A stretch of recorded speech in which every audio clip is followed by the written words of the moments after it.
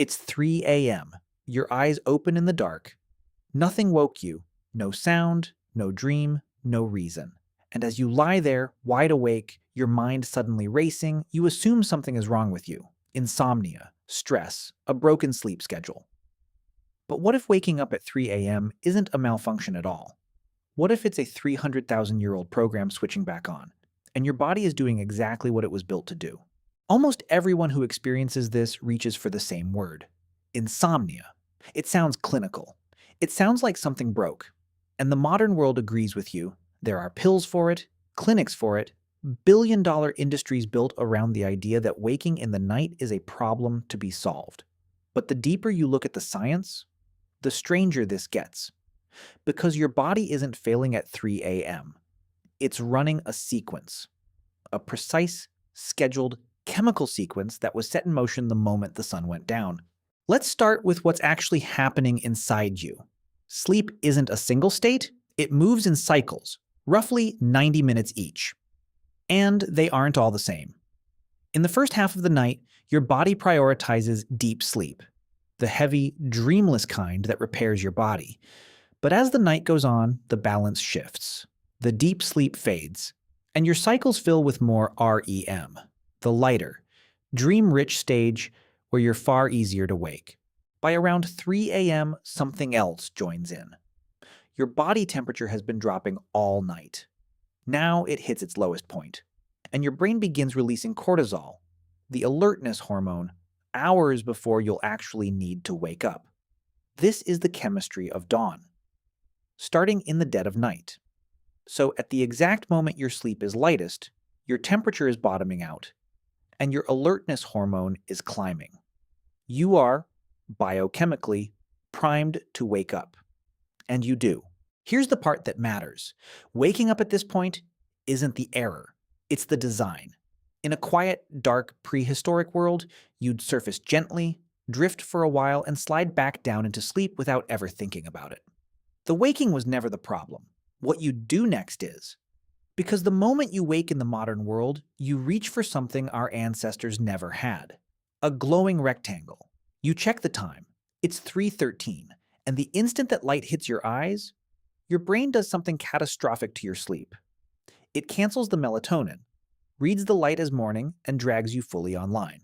But that's only half the story, because the structural chemistry explains how you wake up. It doesn't explain why, when you do, it so often feels like you've been pulled out of something. Why so many people describe waking at exactly the same time, night after night, with a strange, almost familiar clarity. And the answer to that turns out to be older than electricity, older than medicine, older than almost anything we'd call modern. So before we get to what your body is remembering, stay with me. Because once you see this, you will never look at a sleepless night the same way again. To understand it, we have to leave biology behind and open a set of documents that historians spent decades misreading. In 2001, a historian named Roger Ekirch published a discovery that quietly upended what we thought we knew about sleep. He had spent 16 years digging through old records, diaries, court depositions, medical manuals, prayer books, even passages in literature, and buried across more than 500 of them, spanning centuries, was the same casual phrase, repeated as if everyone already understood it. First sleep and second sleep.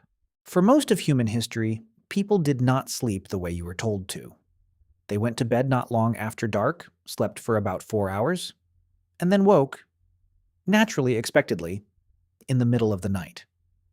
They stayed awake for 1 to 2 hours, and then they went back down for a second sleep until dawn. This wasn't rare. This wasn't a disorder. This was simply how humans slept, written into the everyday language of people who never thought it needed explaining.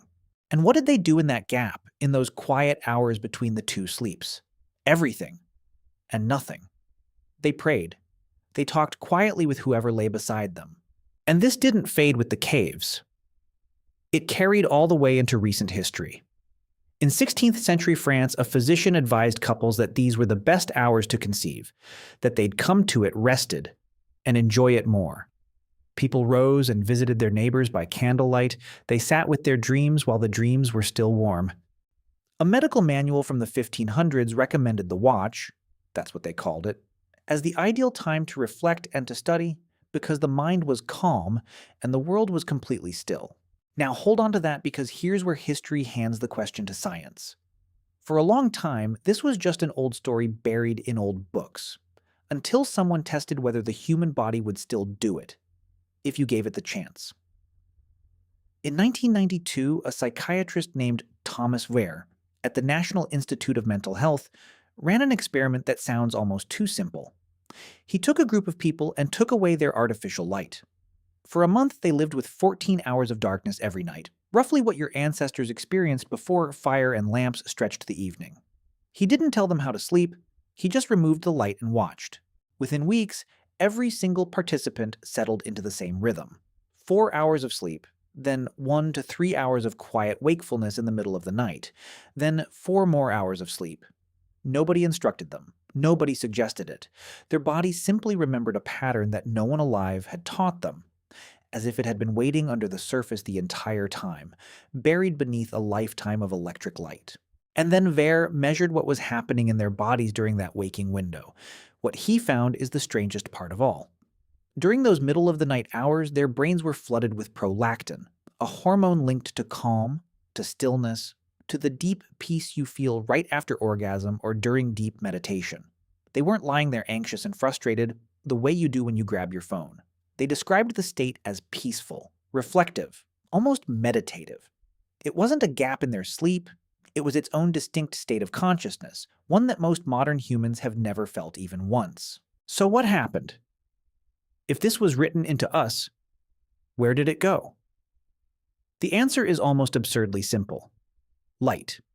In the 1600s, cities began lighting their streets. Paris hung lamps to fight crime, London followed. Then came cheaper candles, then gas lamps, and then, in 1879, Edison's bulb. And within a single generation, the night that every human had known for 300,000 years simply ended. We pushed our bedtimes later and later, compressed 2 sleeps into 1 solid block, and gave the leftover waking a brand new name. We called it insomnia. We took a state our ancestors treated as sacred, and we turned it into a symptom. Now go back to the beginning, to you, lying there at 3:13, certain that something is wrong. Look at what's actually happening. Your sleep cycles have lightened exactly as they're supposed to. Your temperature has bottomed out exactly on schedule. Your cortisol is rising precisely on time. Your body has followed a 300,000-year-old sequence and delivered you gently into the watch, into the quiet, prolactin-soft, reflective space your ancestors used to pray, to think, to be close to the people beside them. And what do you do with it? You panic. You reach for your phone. You flood your eyes with the one thing engineered to destroy the entire state, and then you lie there, anxious and angry, calling the most natural thing your body can do a disease. You were never broken. You were just never told what that hour was for. The next time you wake at 3 a.m. and the house is dark and still, try something your ancestors would have recognized instantly. Don't reach for the light. Don't reach for the phone.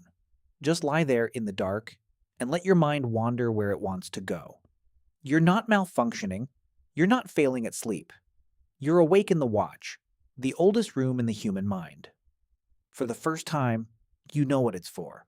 If questions like this one, the ones hiding inside the most ordinary parts of your life, are the kind of thing you want to keep pulling apart, you already know where to find me.